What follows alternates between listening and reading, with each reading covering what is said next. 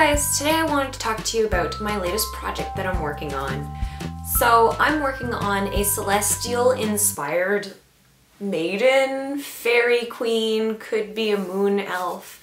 I'm kind of leaving the title a little bit up in the air right now, but I kind of feel like it could probably pass as a high elf from Lord of the Rings. So I'm not going to define it precisely right now since I'm still mid-project. Maybe when I get a little bit farther down the line, I'll decide what exactly I want to call it. But for now, I'm just kind of calling it by Celestial Maiden, and I'm feeling quite happy with that name. So I just want to make a quick video about this, and I hope you enjoy it. So these are the two fabrics that I bought for this project. So I'm using this fabric for the main body of my costume because it's just super awesome. It's pretty glorious and shiny. So that's the main body and the outsides of the sleeves. And to pair with that, I have this really nice satin back blue crepe. And it's in a bit of a steely kind of ice blue color. And I just found that the combination worked really well together.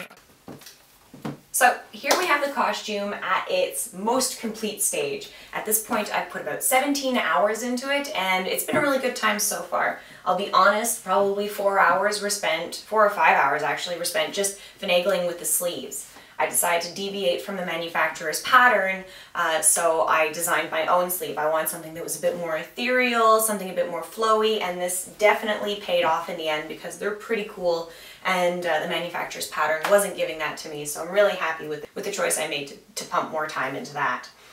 The pattern that this whole dress is based off of is the Buttrick pattern 4287, which is pretty much, it's like a maiden medieval fantasy dress. And I've used this pattern before when I've made my Éowyn's green velvet dress from Lord of the Rings, The Two Towers. So I was already quite familiar with the pattern and how it looks, and I knew I was going to be happy with it. So far, what we have here is the overdress and the underskirt. And the overdress is with the silver fabric, and it does not yet have a lining. The lining will be going in this weekend, and the lining will be more of the blue satin back crepe.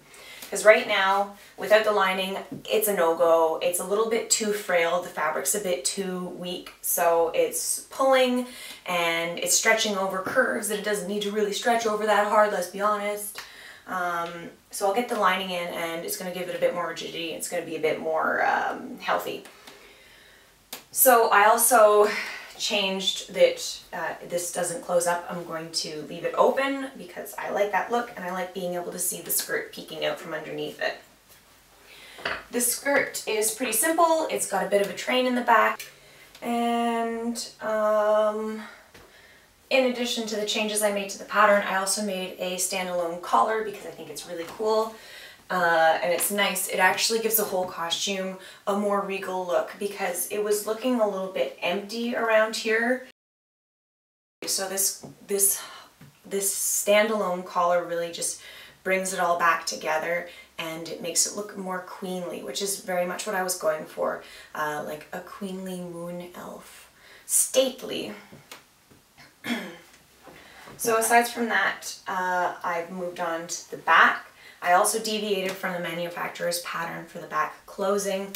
I decided to change the neckline of the dress because the manufacturer would have you following more like a boat neckline, and that's not what I wanted, so I brought it down. I'm going to have, I believe, a chain come across here as a bit of an added detail. It's probably not going to do a whole lot for the actual structure of the dress, but I think it'll be pretty. So I have reinforced edges here, and that's where the eyelets are going to go. There's going to be 14 per side, and I'm also going to add a modesty panel in behind there. For the stuff that goes along with it, I have this really neat lap mail belt. It's really cool. It's a belt that I've had for years and years. I had it since back in high school, which is going on 8 years ago now. And it needed to be brought in, so I actually had to take about 4 inches, but it's really neat. It's like dragon scales, and it's silver. It's a bit tarnished silver, so it's the right colors. And this scarf is also something that comes from my stash of mystery bits that I have at home. And it's a really neat, crinkled, ashy colored chiffon scarf. I've had it for a long time. But the color is really fantastic because the silver and the blue is making it all kind of, it's a little bit too light. You might get, the message might get lost that this is a celestial body that I'm trying to represent. This dark, dusky, nighttime, darkness colors, this brings it back in. So I really like it in the end. So that's pretty much it for the dress itself. The costume itself, I just have those things to finish, like getting the lining in and getting the grommeting in the back, and then the dress is pretty much done. I can just work on detailing stuff. But I do have one more thing. I'm not entirely sold on the idea, but I might wear a silver gray wig with it. It might go well. I don't know. It's yet to be decided. It might be a little bit overkill. I don't know. I have too many wigs, but I like using them. It's been a really fun project and I've really enjoyed working on it. It's had its challenges, but any good thing comes with challenges. So thank you very much for watching, guys. And